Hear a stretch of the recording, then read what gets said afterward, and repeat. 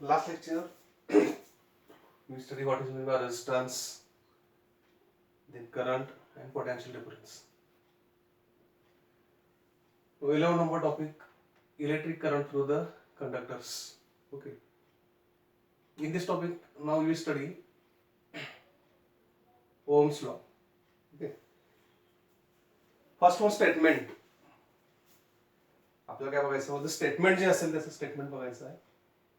It states that काय state करतो बघा the current through I through a conductor is directly proportional to the potential difference. Current through the I is directly proportional to the potential difference applied across that circuit. Okay.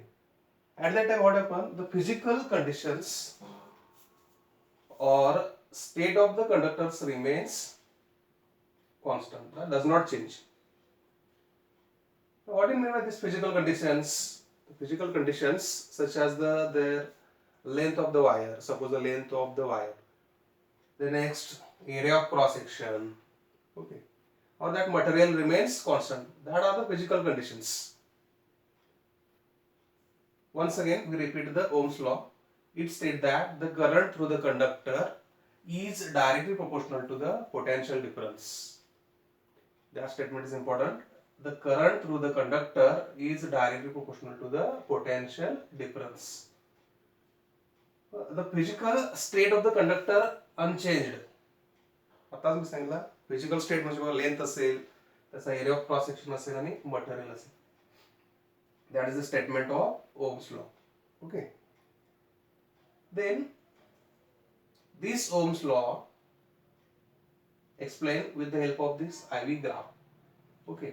A statement of this Ohm's law can be explained with the help of IV graph. IV graph चे sign काय करू शकतो आपण हा state सांगू शकतो. What do you mean by R? Resistance, then current and the potential difference. हे last लेक्चरला आपण स्टडी केले. रेजिस्टन्स म्हणजे काय असेल opposition to the flow of current. Resistance. Okay. The flow of charges.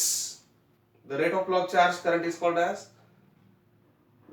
त्याला समजलं आपण करंट. देन नेक्स्ट वन जो असेल लास्ट क्वांटिटी बघितली आपण पोटेन्शियल डिफरन्स.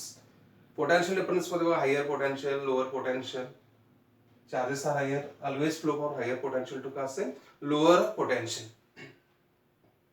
हे सगळे पॉइंट्स बघितले. आता हा जो असेल Ohm's law can be explain with the help of that IV graph. On the X axis current I, on the y-axis potential difference V.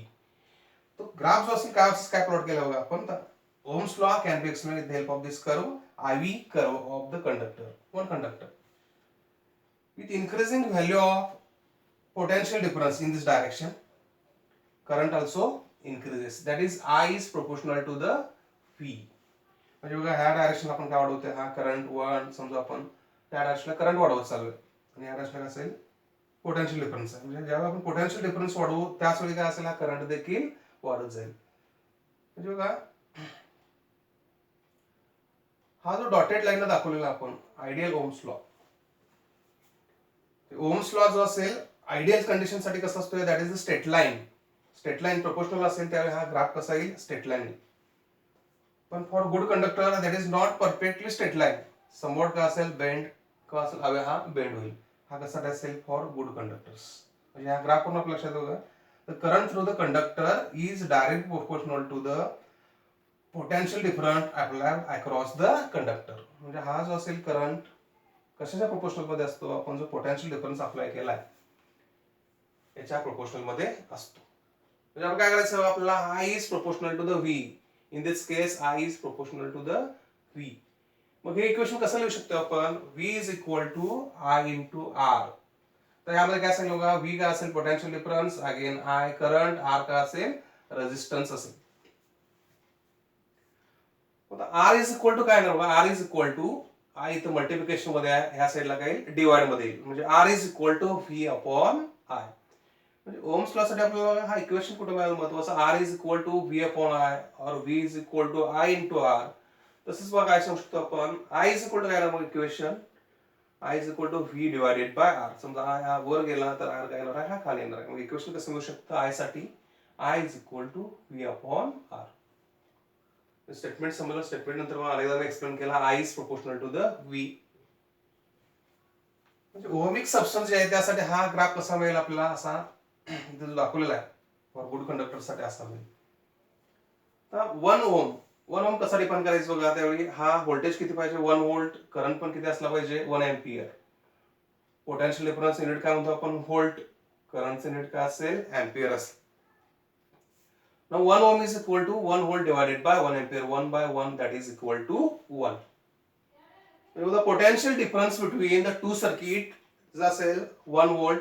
Suppose the circuit produces current of 1 ampere and circuit काय करत असेल 1 ampere current produce करत असेल at that time resistance of that circuit किती असेल 1 ohm. म्हणजे potential difference किती असला पाहिजे 1 व्होल्ट असला पाहिजे, करंट पण 1 एम्पियर असला पाहिजे, त्यावर रेजिस्टन्स किती असेल 1 ओम. म्हणजे 1 ओम आपण कसं डिफाइन करू शकतो बघा. If the potential difference between the 2 points suppose 1 volt असेल, circuit produces current of 1 ampere. circuit किती करंट प्रोड्यूस करतोय 1 ampere. at that time resistance of that circuit किती असेल 1 ohm. Last one formula C. C म्हणजे काय म्हणतो आपण conductance. The reciprocal of resistance is called as conductance. म्हणजे रेजिस्टन्सचा जो रेसिप्रोकल असेल that is called as conductance. आता ओमिक सबस्टन्स साठी हा ग्राफ जो असेल कसा आलेला बघा स्ट्रेट लाईन आलेला आहे. मग हा नॉन ओमिक सबस्टन्स साठी कसा असतो हा ग्राफ जो असेल अवे फ्रॉम दॅट इज काय करतो आपण हा ग्राफ असा टोटली परत साइड ह्या साइडला काय सेफ्टी लक्षात घ्यायचं. म्हणजे असा स्ट्रेट लाईन येणार नाही कशासाठी नॉन ओमिक सबस्टन्स साठी. म्हणजे बघा लास्ट लेक्चर साठी आपण काय बघितलं होतं the difference between R I and V. ह्या लेक्चरला काय बघितलं आपण ह्या 11th टॉपिक मधला ओम्स लॉ जो असेल स्टेटमेंट बघितलं. आणि एकदा मी स्टेटमेंट सांगतो बघा. The current through the conductor is direct proportional to the potential difference across the two ends provided physical state of conductor remains unchanged. Okay.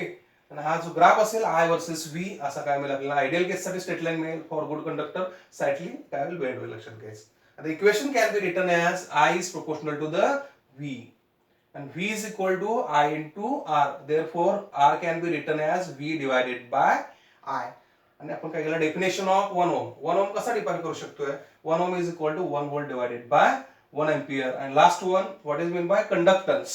Conductance म्हणजे काय सांगितलं the reciprocal of resistance is called as conductance असं म्हणू शकतो आपण. Okay. तर या exercise काय असेल first one question number 1 state Ohm's law. First question बघायचं बघा state Ohm's law. Then second question draw the IV graph, IV curve for conductor. IV curve जो असेल आपल्याला काय करायचं आहे ड्रॉ करायचा आहे. Second question. Last question define 1 ओम. 1 ओम आपल्याला डिफाइन करायचा आहे. Okay. These are the 3 questions in this topic or this point Ohm's law. Okay, thank you.